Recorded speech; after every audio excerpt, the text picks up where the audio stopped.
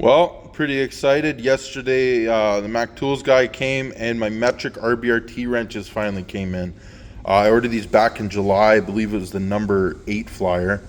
They had the BOGO for the 6-point RBRT metric wrenches, and then you got the 6-point reversible stubby metric ratcheting wrenches along with it. So that's a pretty good deal, because I'm pretty sure this set costs more than this set anyways. A while ago, a few flyers previous, I got the standard 6-point RBRT wrenches. Let's pull one out here. And I will say they have worked phenomenally. They grip really well. I love them for things like hydraulic lines, air lines, stuff like that on trucks and big equipment.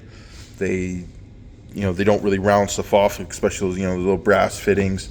If you're not using a good wrench, they tend to round the corners pretty easily, especially here in Alberta where everything gets rusted and seized and corroded. Nothing like compared to out east, man. I gotta say, anytime I get a big truck or a car or anything from Ontario, I really hurt for those guys. Like, I watch the Lance Mechanics YouTube channel quite a bit, and he has a lot of negative things to say about the automotive industry. And, I don't agree with all of it, but I would definitely agree with a lot more of it if I was working over in Ontario like he was. Anything from there is just a joke. But yeah, so I got these guys in. Automotive side, pretty well everything's metric these days. And so I'm super stoked they finally came in. Got them on a pretty good promo, so that's pretty sweet. The set goes from 6 to 19 with no skips. Like the metric sets, or the craftsman set, sorry, I think they only skip 9, and they don't have a 6, but I mean, both sizes a guy doesn't really use a whole lot. And then the standard set, it has a 11/32, which is basically a 9, so that's all right, but it does skip the 13/16. But again, not a super common size, not too bummed out about that. And when you're paying, I got these on clearance for I think 30 or 40 bucks a set, and I really like them. This wrench design with the step that come out of the Facombe plant from Stanley Black & Decker. Some of my favorite wrenches I've ever owned. Really liked them.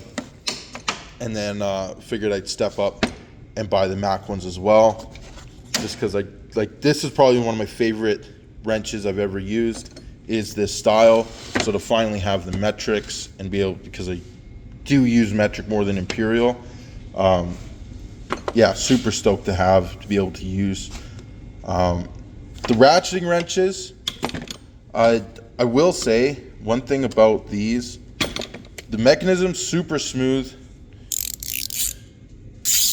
like really nice for a ratcheting wrench. I've always just rocked the gear wrenches and the Mastercraft Maxim, stuff like that, but I didn't have any reversible ratcheting wrenches, so that's pretty slick to have. And a lot of them had a little shoulder or step, so you could only use them one way, you couldn't flip them. So that was something I was looking for in one. But I will say the head, or the jaws on these, are really big, so they're not really good for tight access. But again, I'm getting these for the ratcheting mechanism more than the open end I have. Other stubby wrench sets for that.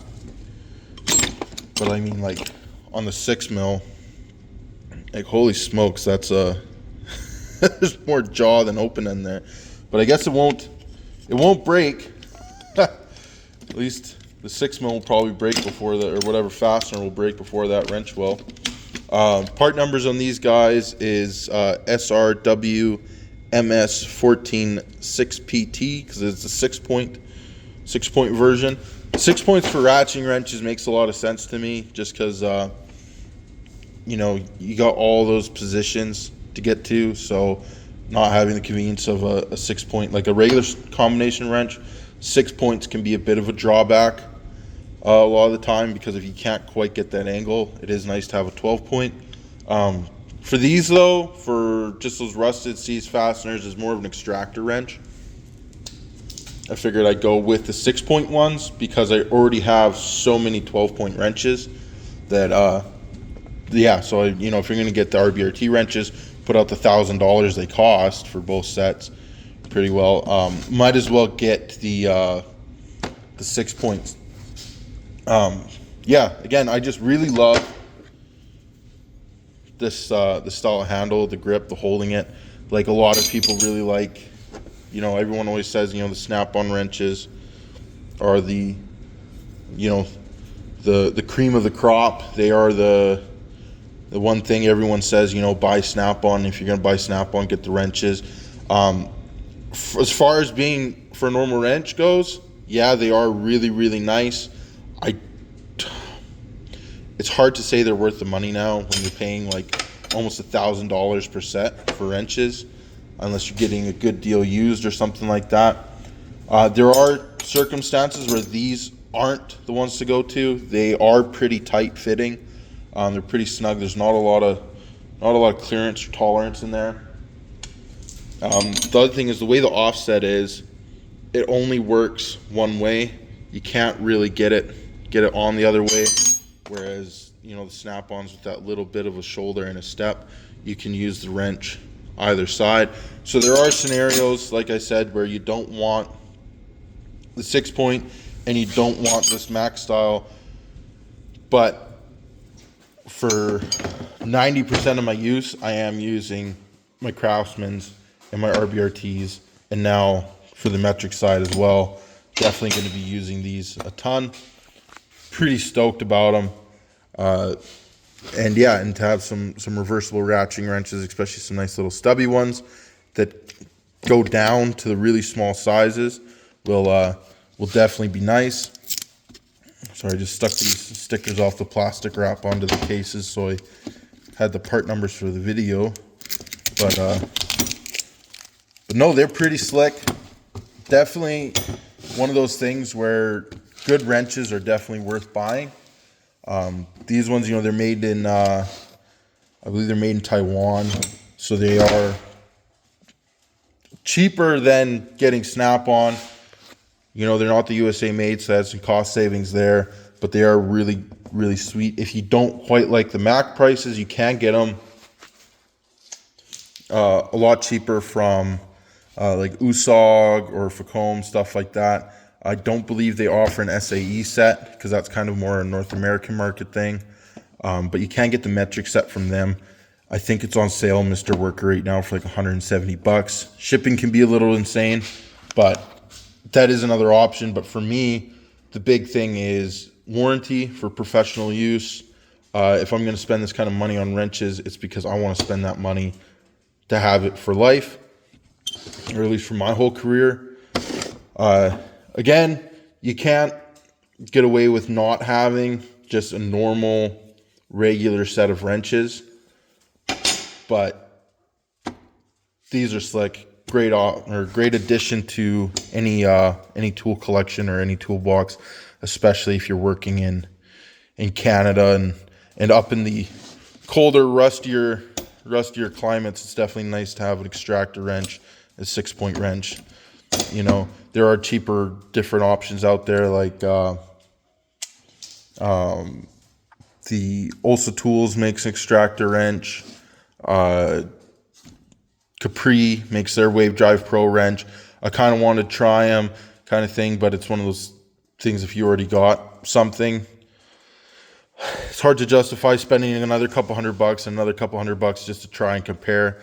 So maybe I'll have to try and talk one of my other guys into getting them, just so I can make a, you know, hold them in my hand and actually see a real comparison. But yeah, so anyways, I just wanted to share the good news and kind of show off a little bit.